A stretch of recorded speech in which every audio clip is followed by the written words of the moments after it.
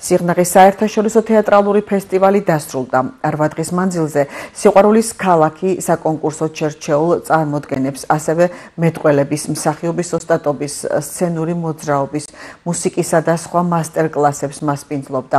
გამოვლინდა 3 გამარჯვებული, რომელთაც ფულადი ჯილდო გადაეცათ. ფესტივალის მიზანია ქვეყანაში სამოყვარულო სახალხო თეატრების მხარდაჭერა და ქართულ თეატრალურ სამყაროსთან ინტეგრაცია.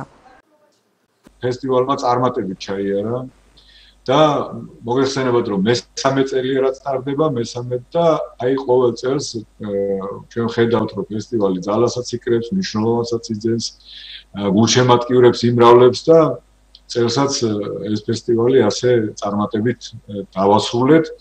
გამოვლინდა 3 გამარჯვებული, პირველი, მეორე, მესამე ადგილი. მოგეხსენებათ, რომ პირველ ადგილზე გასული იყო ჯილდოვდებოდა 20,000 ლარით.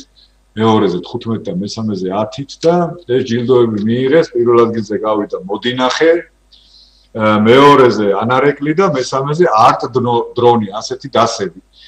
და ეხლა რაც შეეხება ქალაქისთვის მნიშვნელობას, ადრეც მithქვია თქვენთანაც და ისედაც ხშირად ვამბობთ ხოლმე, რომ სიღნაღს აქვს ეს კარგი კულტურული ისტორია. ჩვენ როდესაც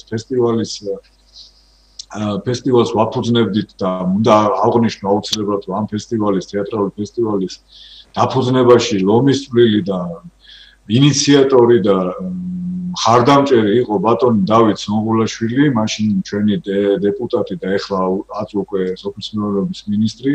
მისი დიდი მხარდაჭერით შედგა ეს ფესტივალი და მაშინაც ვფიქრობდით და ეხლაც ვწმუნდებით, რომ ასეთი ტიპის კულტურულ შემოქმედებით საერთაშორისო ღონისძიებებს ისედაც მნიშვნელობა მოაქვს ნებისმიერი ქალაქისთვის, განსაკუთრებით სიღნაღისთვის, იმიტომ რომ მას სიღნაღს აქვს ესეთი კარგი კულტურული ისტორია და მისი გაცოცხლება, განახლება ხდება და ქალაქი იმკვიდრებს თავს, როგორც შემოქმედებით კულტურული და სახელოვნებო ცენტრს, ასე ვთქვათ, აღმოსავლეთ ამ ჩვენს რეგიონში და ჩვენს გვახარებს, რა თქმა უნდა და აღარ ვამბობ იმაზე, რომ ეს არის ეკონომიკა პერსპექტივაში, ეს არის შემოსავლები, ეს არის განვითარება და კულტურული ნიშა, შემოქმედებითი ნიშა სიღნაღისთვის ეს კიდევ უფრო მეტი, ასე ვთქვათ, წარმატება